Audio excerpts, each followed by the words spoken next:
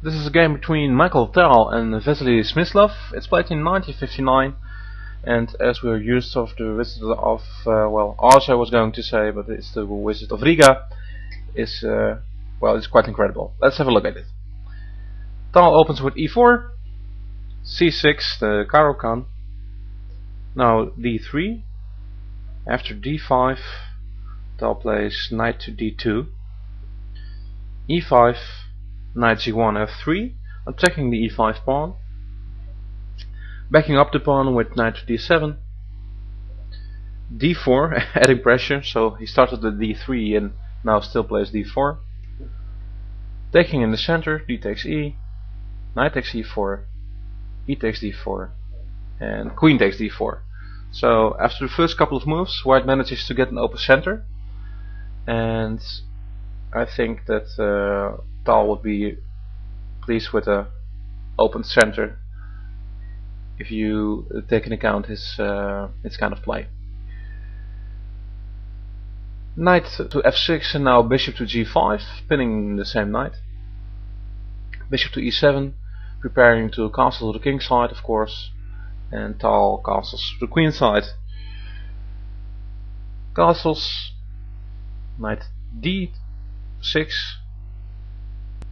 queen a5, bishop c4.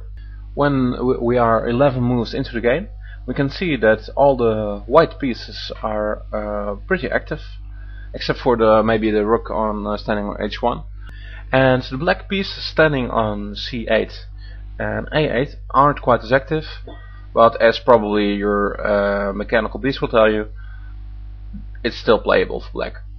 But it's the kind of position that attacking players like.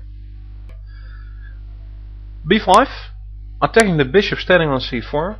Now a normal human being would try to think of some moves and moving the bishop on c4. However, probably some of you would find bishop to d2, counter-attacking the queen. Black plays a queen to a6. Now Tal plays knight to f5, attacking the bishop on e7. And after bishop d8, now we have a typical Tal move, queen h4. Sacking the bishop on c4. And Smyslov takes the bishop. Now Tal plays queen to g5, a mate threat, as you can see. A way to cope with it is knight to h5, defending the mating square g7 and immediately attacking the queen. Tal plays knight to h6, and after king h8, he captures the knight on h5. Now we have many different possibilities here. I think most of you have the intuition not to take the knight on h6, but we'll look at this deviation nonetheless. It didn't happen in the game, but what happens if black takes the knight standing on h6? G takes h6. Now of course, as you can see, we have bishop c3 check. And now the best thing to do is to play f6. I will look at another move in a while. After f6, we have queen takes h6, and white has all kinds of threats. As you can see now, the rook standing on d1 is attacking the knight on d7. The knight is the only defender of the rook on f8, and thus we are threatening mate. Also, white would like to play his knight to f5, attacking the h7 pawn and once again threatening mate. The pawn on f6 is pinned, so cannot do anything.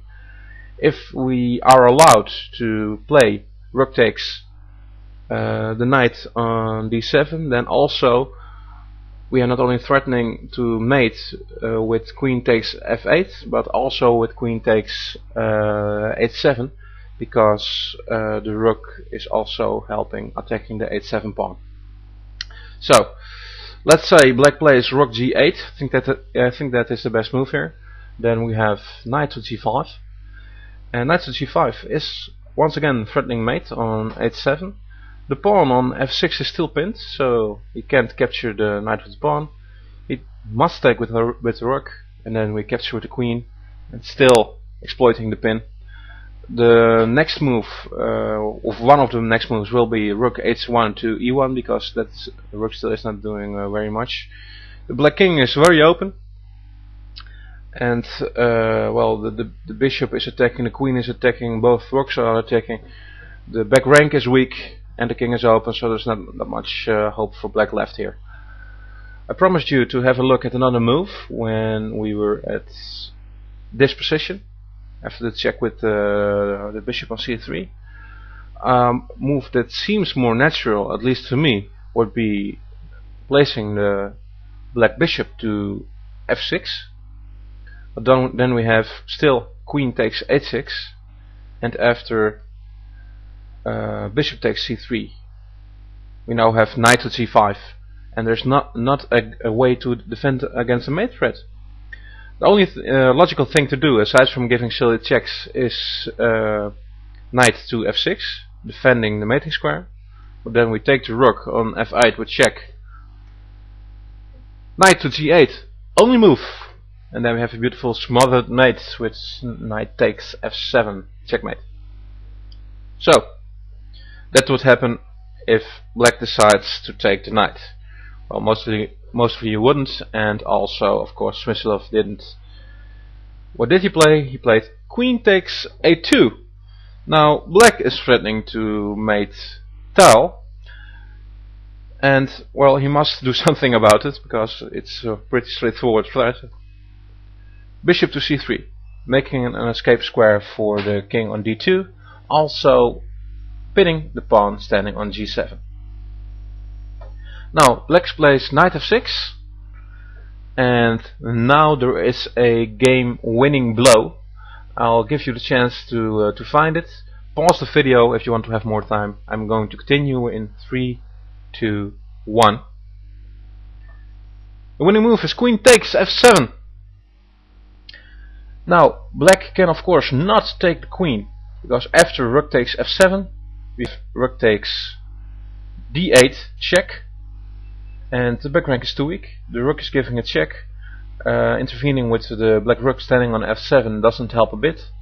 Also, the knight standing on h6 is helping, because after a move like knight to g8, of course we now can immediately take the knight, delivering checkmates with the rook, but for the romantic players under you, we have knight takes f7, and once again a smothered mate.